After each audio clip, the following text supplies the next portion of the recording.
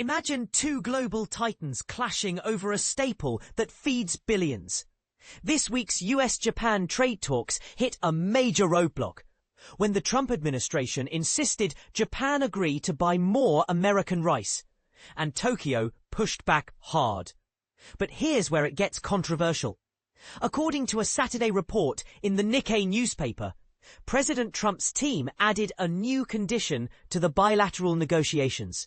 Japan must boost its US rice imports. That demand reportedly provoked strong objections from Japanese officials, who viewed it as unwelcome meddling in their domestic agriculture sector. One senior source went so far as to label the proposal interference in domestic affairs. The fallout was swift. Ryosei Akazawa, Japan's chief tariff negotiator, abruptly cancelled a planned Washington visit on Thursday. A government spokesperson cited unspecified administrative-level issues that still need ironing out.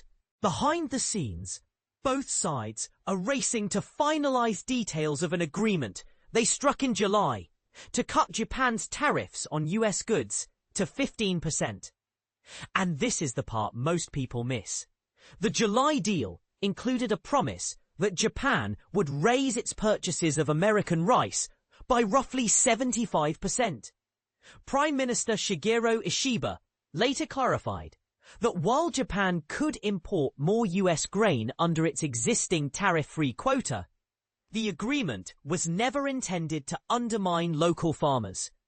Akazawa's trip had a second objective: sealing the deal on an enormous $550 billion investment program. Under that plan, US-bound Japanese investment would flow through government-backed loans and guarantees, though precise terms remain a closely guarded secret. Japanese officials have repeatedly said they won't sign off until a presidential executive order is revised to remove overlapping tariffs on Japanese exports. The lack of a written agreement is fueling domestic political fire. Opposition leader Yuichiro Tamaki blasted the government on social media platform X, questioning both its negotiating skill and its transparency. Without a formal text, we can't even pinpoint what the sticking point is, Tamaki pointed out, warning that Japan's crucial auto sector could face heightened uncertainty if this drama drags on. He urged Prime Minister Ishiba to convene Parliament immediately and publicly lay out every detail, especially if any new concessions on agriculture require legislative approval. This situation raises a bigger question. When trade talks become a tug-of-war, who really wins? Is it fair for one nation to leverage its economic muscle to shape another's food policies?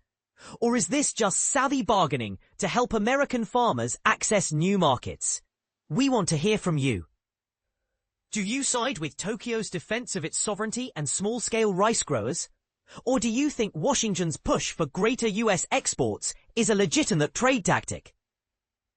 Share your thoughts below, because in global trade, the controversies usually stir the deepest debates.